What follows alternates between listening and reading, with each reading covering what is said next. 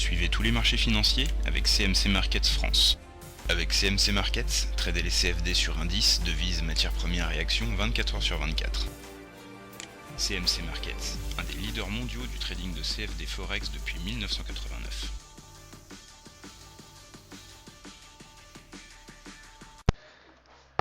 Salut, c'est Trado. Voilà la vidéo de mise à jour pour l'or et pour l'argent.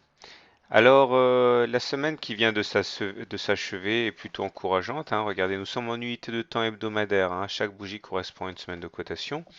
Et nous voyons que les cours, après avoir rebondi il y a 3 semaines sur le niveau des 38,2% de Fibonacci, ont entamé un rebond la semaine dernière et aujourd'hui qui se perpétue puisqu'on arrive à clôturer entre les Bollinger. Voici la Bollinger supérieure, voici la Bollinger inférieure. Et théoriquement, enfin non, pardon, pas théoriquement, statistiquement, lorsqu'on arrive à clôturer à l'intérieur des Bollinger, dans ce cas, on va chercher la moyenne mobile à 7 semaines. Ici, regardez, c'est ce qui s'est passé ici. On réintègre les Bollinger, on va chercher la M7. Ou encore là, on réintègre les Bollinger, on va chercher la M7. Ça va dans l'autre sens aussi.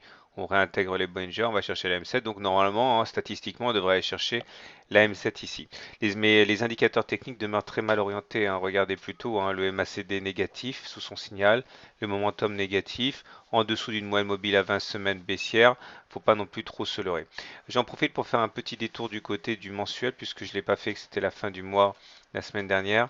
On voit que le problème de la clôture et de l'attaque baissière qu'il y a eu la semaine, il y a 2-3 semaines, c'est qu'il a complètement cassé le scénario du fanion, qui normalement aurait pu être très encourageant. Donc là, on peut se délester de ce scénario. Et il semblerait que ceux qui tiennent la corde, ce soit plutôt un scénario, bon, c'est pas mal non plus, hein. C'est un scénario en drapeau qui lui aussi peut avoir des répercussions positives, mais on va attendre de voir comment ça évolue. En tout cas, on est en dessous de la moyenne mobile à 20 mois qui est baissière, donc faut pas non plus raconter n'importe quoi. La tendance haussière est sérieusement grippée, voire même complètement cassée. Ce qui ne changera que lorsque on repassera au-dessus de la moyenne mobile à 20 mois. Maintenant, voyons voir l'or libellé en euros, que voilà, en hebdomadaire. Scénario totalement comparable, hein. On réintègre les Bollinger. Donc, comme j'ai expliqué, je ne vais pas m'apesantir là-dessus, hein. On devrait aller chercher normalement la moyenne mobile à cette semaine qui est ici. L'argent maintenant.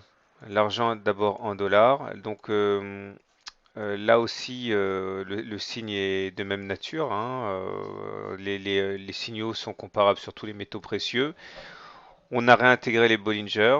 Donc normalement on devrait aller chercher un moyenne mobile à cette semaine qui est ici. Mais là aussi, hein, comme ailleurs, on a une perspective assez baissière, hein, qui est d'aller chercher 16,25 $ l'once, qui correspond à la règle du balancier, hein. Vous parcourez au-dessus, le chemin parcouru en dessous doit être équivalent.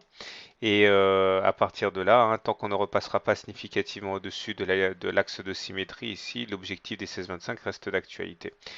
Et on voit d'ailleurs que la M7, hein, va accueillir les cours justement pile poil au contact de cet axe de symétrie. Donc faites bien attention, on est en rebond technique, c'est indéniable, mais malheureusement la tendance de fond demeure significativement altérée par la semaine apocalyptique qu'il y a eu il y a 3 semaines. Voilà, je vous souhaite une bonne journée, un bon week-end, de bons trades et à très bientôt pour la mise à jour.